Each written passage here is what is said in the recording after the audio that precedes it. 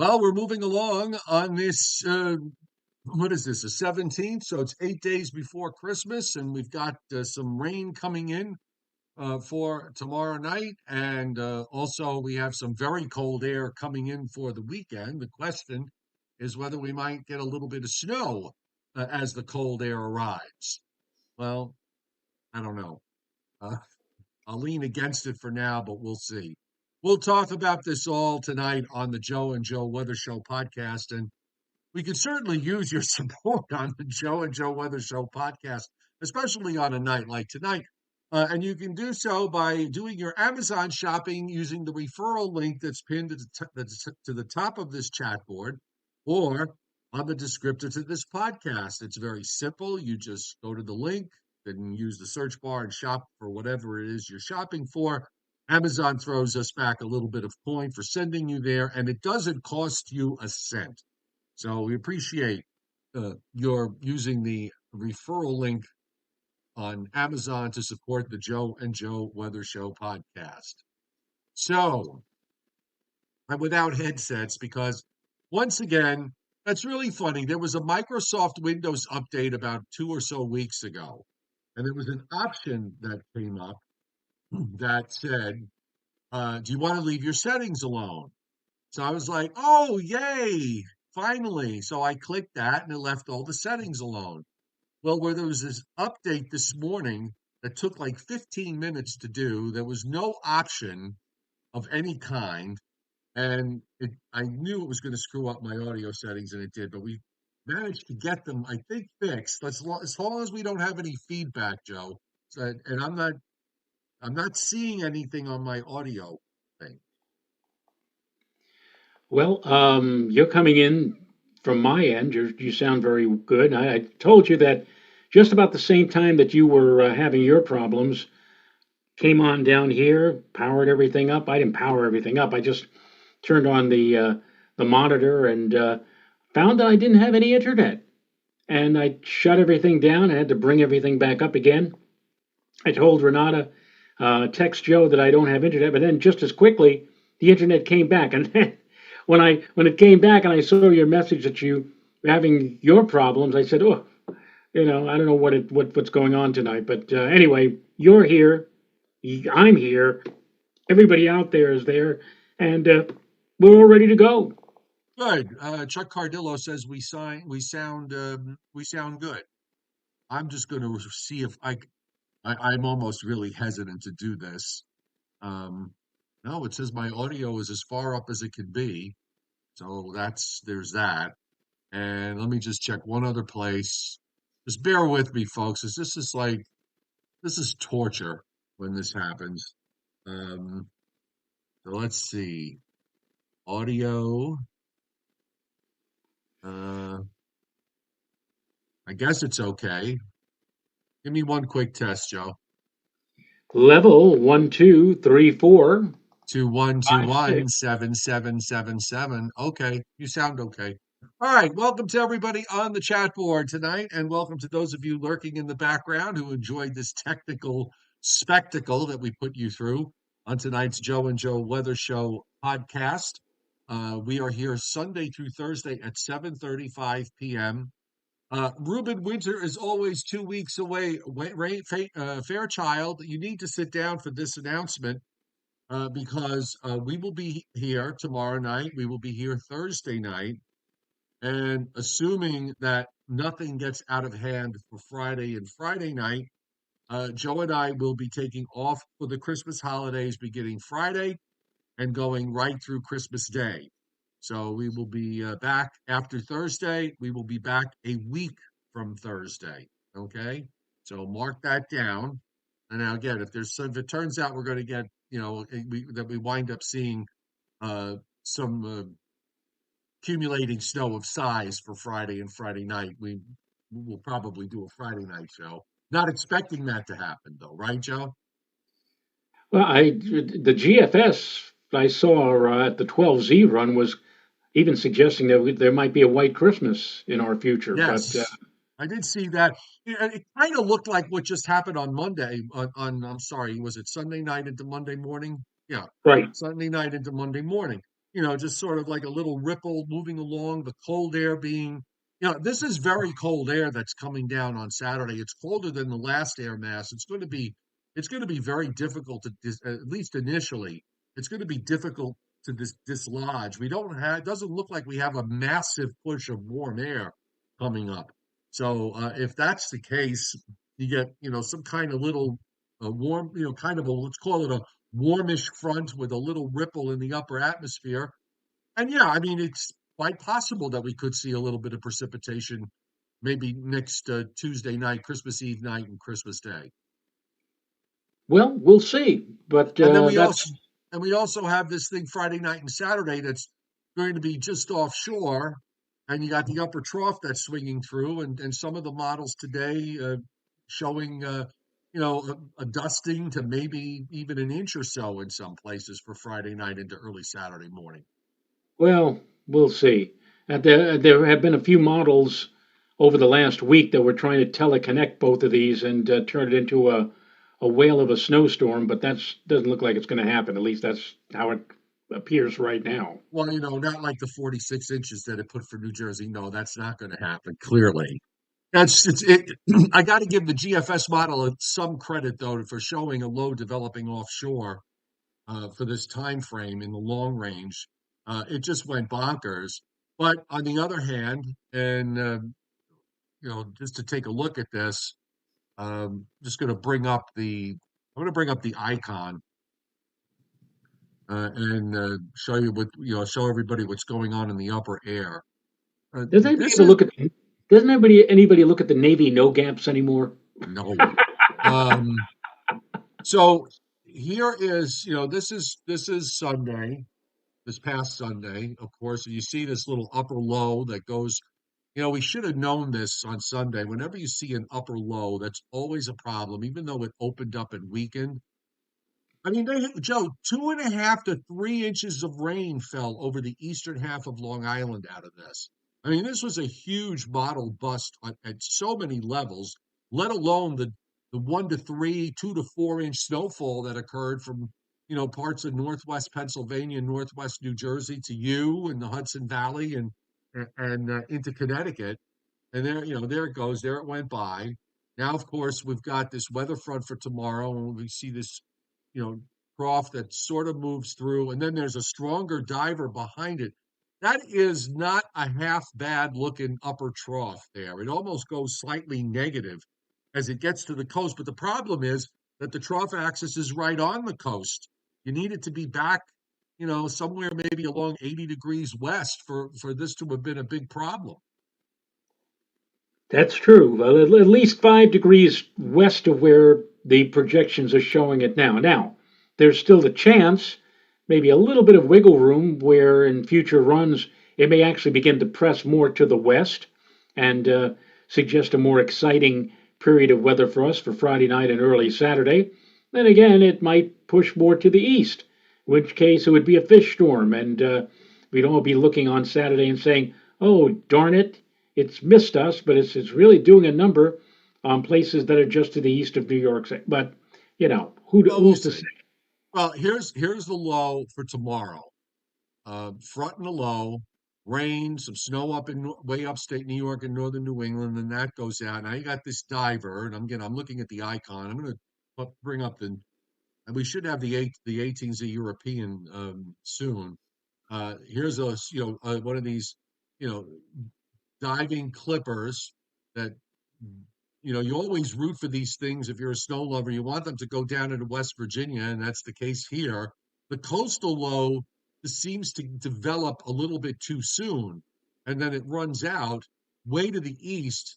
The snow that's being generated here on this model and on some others is really due to the upper low and the cold air that's coming in, and less to do with the coastal low that runs out way to the east. Well, again, we'll see. But we also will see, by the Tom way, this. Contino, I'm honored that Tom Contino looks at my Facebook page because he is mentioned, and it is absolutely true.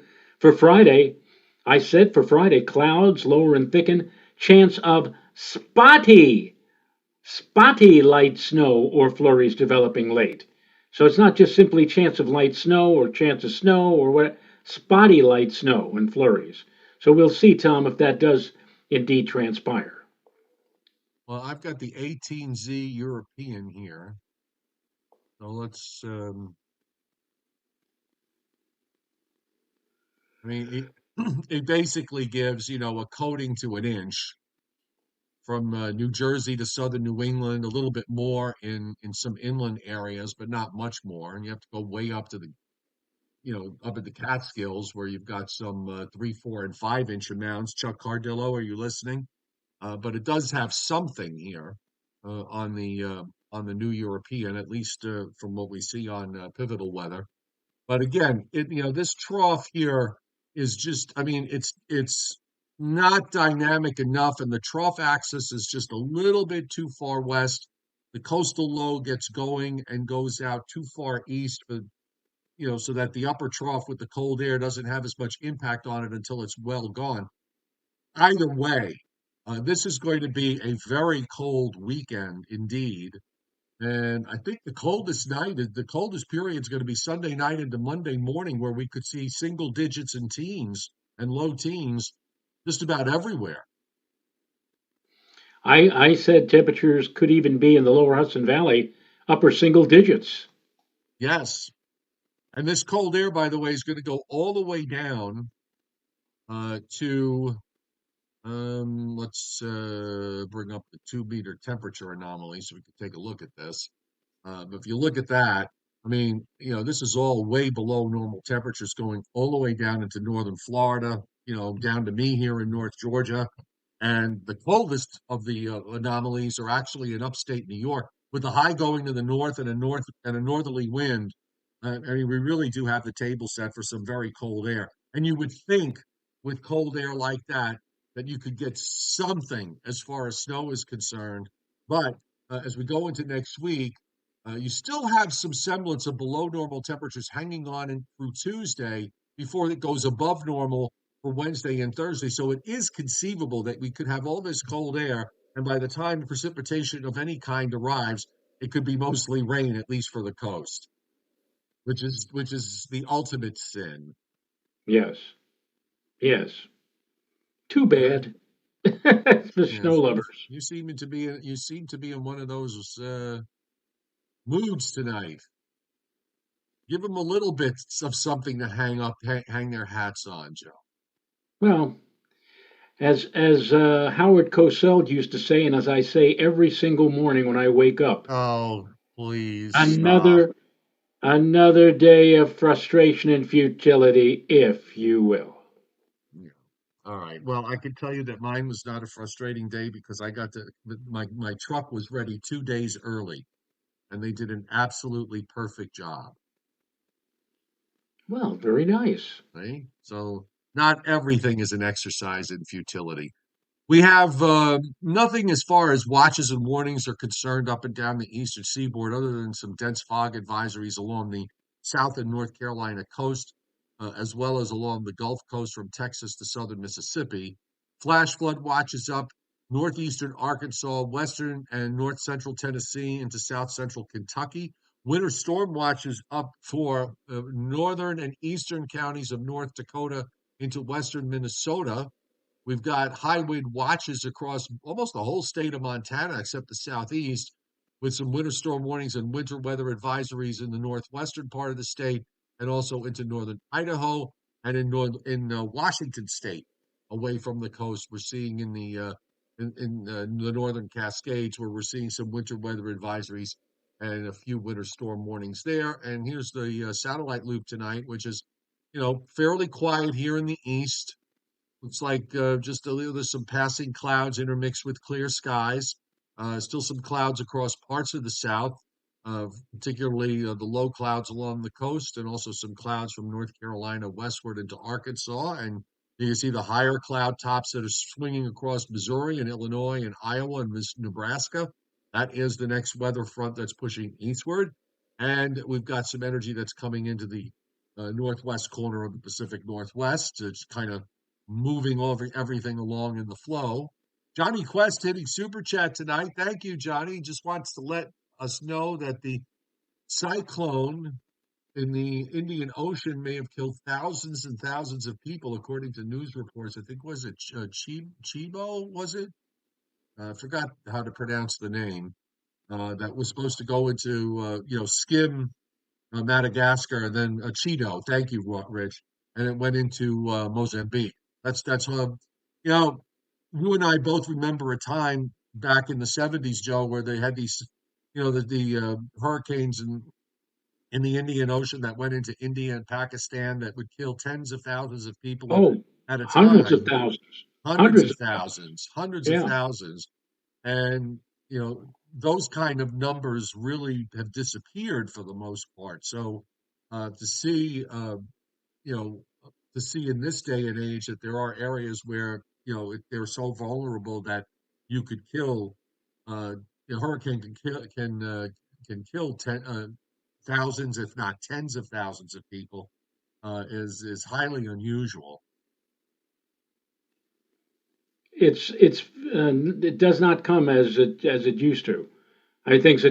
People say how things have changed in weather and climate over the last, 20, 30, 40 years, and that's one of the things. I mean, it used to be in the 1970s that that was seemingly a story that came every year of horrible cyclone that rammed into Bangladesh, let's say, or Yeah, Pakistan, and brought tremendous amounts of both damage and also in terms of fatalities. But you don't hear about things like that happening anymore.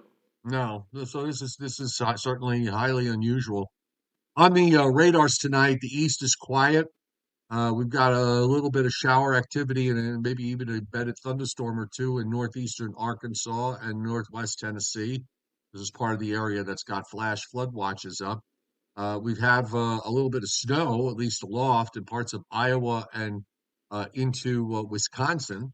And then you go up to the Pacific Northwest, where you've got some heavy rains coming in and heavy mountain snows into Washington state and spreading eastward. The Storm Prediction Center, marginal risk tonight in an area from southeast Oklahoma and northeastern Texas, extreme northeastern Texas, across the middle of Arkansas to western Tennessee and northwestern Mississippi. And that comes, by the way, with a small area of 2% tornado risk. And for tomorrow, day two, another small area of marginal risk across the state of Tennessee. And that also comes with a very small 2% tornado risk. General thunderstorms extending east into Virginia, West Virginia, and points southward. As far as rainfall is concerned, not a whole heck of a lot in terms of liquid precip the next 7 days. So much of what you see is front end loaded with this weather front that's moving east. So we've got about another half an inch to three-quarters of an inch in southeastern New England down to New Jersey and eastern Pennsylvania, and then three-quarters of an inch to an inch and a quarter across Arkansas, Tennessee, Kentucky into West Virginia. You've got a quarter of an inch or less through the Great Lakes, a quarter of an inch or so in the Northeast, and some of that's going to be snow. And of course, in the Pacific Northwest, from just north of San Francisco in California, up the coast to Washington State and into southwestern Canada. We're looking again at several to many inches of rain being forecast over the next 7 days or so. So, just looking at things going forward as we take a look at the upper air pattern here, again, it's favorable for cold air coming into the east for late this week and this weekend. You can see the trough that is swinging through tomorrow, and then the diver that comes in and creates a strong trough that extends from Greenland all the way down to off the southeast coast. So you know pretty much where our air is going to be coming from, and that is from the Arctic region into the eastern part of the United States. The trough only very slowly lifts out next week, and we gradually go to a more westerly flow. And now suddenly the cold air spigots are cut off across Canada. And from there on, we're probably going to have a couple of systems to deal with along the way. Now, here's one around the 27th. It doesn't really pick up on those weaker. There's a weak shortwave that comes eastward on Christmas Eve and Christmas Day, and then a stronger trough that comes in around the 27th or 8th and actually forms a cutoff low off the Virginia coast, but there's no real cold air with this.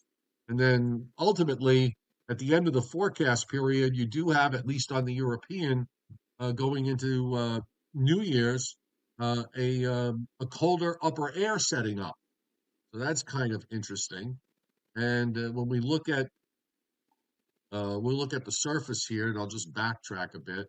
You can see what's happening here. Obviously, the long range is in flux, but here comes that system for tonight. Doesn't look like this one better not outperform, not like the one did on Sunday night. But there you go. Period of rain doesn't look like comes in tomorrow afternoon. It's mostly gone by Thursday morning. And then on the southern end, you get a coastal low that forms as that northern energy comes down. The surface low offshore is too far east. The upper trough maybe brings some light snows Friday night into Saturday morning across parts of the area, New York State, Eastern PA, New Jersey, maybe Long Island. I don't know that it amounts to much.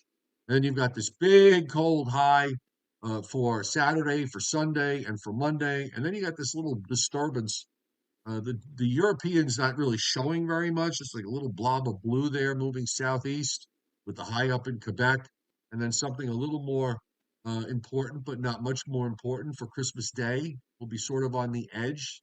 Cold air is going to try to hang on for an extra day or so, and then after that, we'll probably moderate quite a bit. And you see how the model does have something vigorous at the end of next week with mostly rain and then, now we're at the end of the year. One thing we can say for sure, no big storms on the horizon for the next, I mean, no major storms on the horizon for the next couple of weeks. It all looks like mostly minor stuff.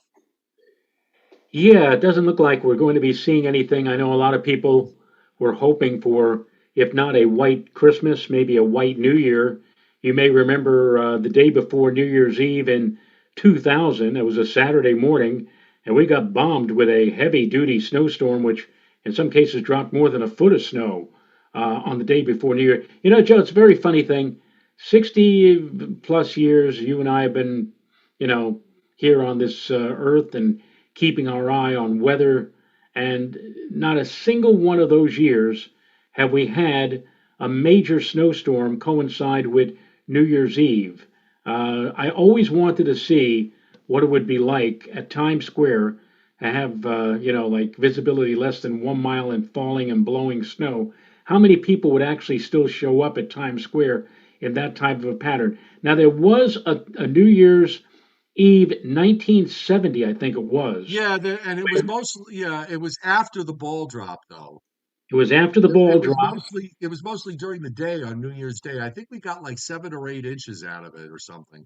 I remember getting real excited. I was listening at that time. It was like 10 o'clock at night. And I was listening to WCAU in Philadelphia. It was a CBS affiliate, and they doing the newscast. They said snowing right now in Philadelphia, and it's 29 degrees. And I was getting really excited. I said, "Okay, here it comes. We're going to be arriving just by midnight," and it never did. It finally did start after midnight, and it really, supposedly, it was really going, hot and heavy in the pre-dawn hours of New Yeah. Year's Day morning. Woke up and there's like 5, 6 inches of snow on the ground. What's this? But it never, ever in all of these years that I've been around and watching, and you figure at least once in 50 or 60 years, it's going to happen that you're going to have a major snowfall on New Year's Day. It Yeah. never has happened. Never has It's happened. been, and then we've seen it actually not that long ago, on a brutally cold New Year's Eve. I was working picks that night, and it was a question of whether the temperature was going to get down to zero before the ball drop. I remember it was that I don't remember what year it was, but it was brutally cold, just brutal. I also seem to remember a sometime in the 70s there was a snow changing to rain on New Year's Eve. Where like it started out as snow and in the evening and it snowed for like a couple of hours and maybe whitened the ground or did a little bit more, but by 8 or 9 o'clock it had turned over to rain within an hour, all the snow was washed away. You think that was 1980 89? The end of the frigid cold weather that we saw that month of December. No, I think because that one, if I remember correctly, we had some supercharged warm front that came through like 2 days after Christmas, and we got like 7 inches of snow, and then it warmed up, and we never saw another, like basically didn't see another flake for the rest of the winter.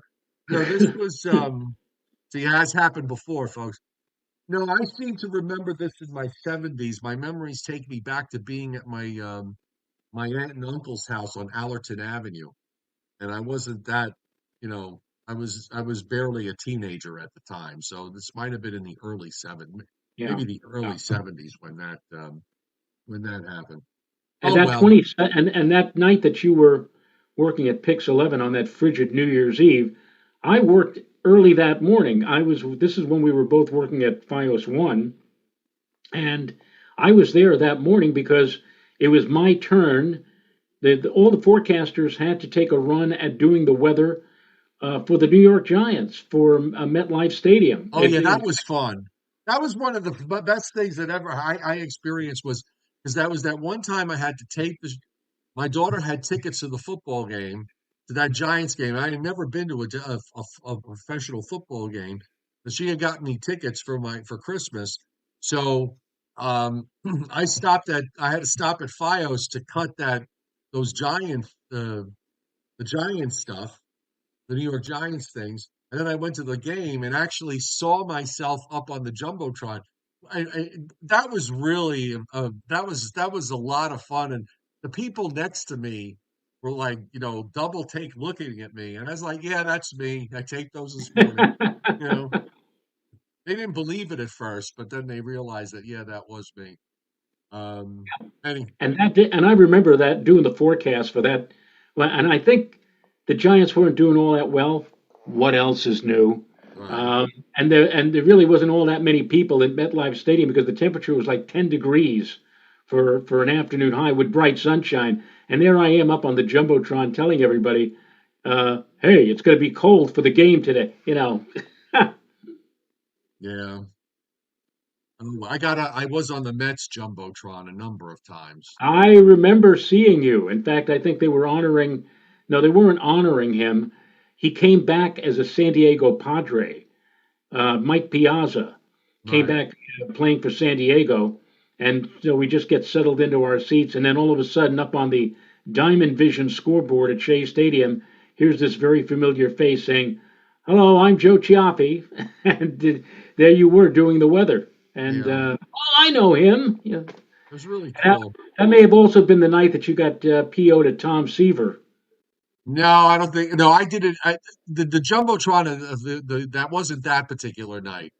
Um, but because I had been done the jumbotron for the Met because 11 was carrying the Mets games at the time. So anytime they were at home, if it was a weekend certainly, and there was we had to do the jumbotron thing. So there were. It wasn't. It was one of those weekends. I don't know if it was exactly that particular weekend that Mr. Seaver and I had a bit of a tip. But Yes. anyhow, let's do some Briller Jeopardy and get this done tonight. All right. So see now we have everybody hanging there, wanting to know what the tiff was between you and Tom Seaver. I've talked about this before. I'll save that story for another night, not tonight. All right. All right. We're going to leave all of you in suspense. Maybe this will be Joe's Christmas present to all of you. The night that I had a big tiff with Tom Seaver. Oh, by the Anyway, way, Steve Lapointe hit the tip jar tonight. Thank you, Steve.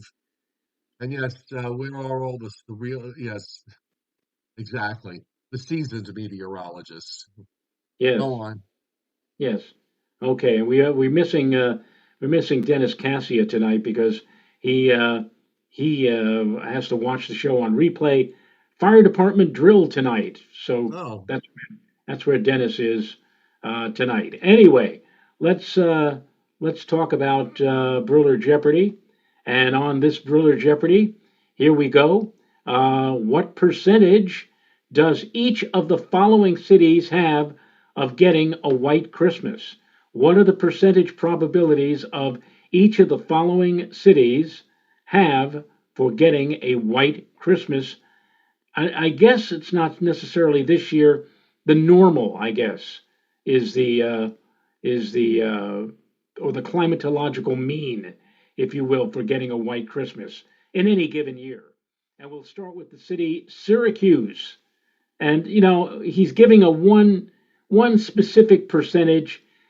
Nobody is going to get it right on the first shot. But if you come reasonably close, I'd say within like I don't know I five would percent. think for Syracuse, it's got to be up there in like the 70 to 80% range.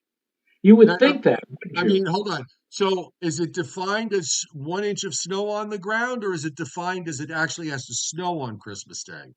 All he says is what is the percentage for getting a white Christmas? All So right, I got to think that if the definition is for 1 inch of snow on the ground, regardless of whether it's actually snowed on that day, it's got to be in the 80 percentile somewhere. well, I would agree with you. I would think you would think that that would be the case. Now, I just said that nobody was going to get it, and I gave a 5% leeway either way. And here comes Chuck Cardillo and also Tyler Finga with 59%. And I will tell both of you that you are within snake country with that 59% probability for a white Christmas, believe it or So, not. so is it 60 or 55? I said 50, they said 59%. I understand. So it's either, so is it 60% or 55? Since you're giving a 5% leeway Well, I'm giving the 5% leeway, but they were actually within 1% with that of the 59. actual number. Yeah. So I'll say, so they said 59, I'll say 58. And there you go. 58%, Joe. And I agree with you. I would have thought it would be a much higher uh, percentage, but Percent. that's what the chairman says 58% chance of, I guess, in any given year of having a white Christmas. How about Pittsburgh, the Steel City? I'll say for Pittsburgh, I'll say 32. Oh my goodness, where's the bell? Where's the Really? I bell? got it on the nose? Right on the nose. Can Wow. you believe that? Wow. Wow. That really, I just, guessed that out of thin air.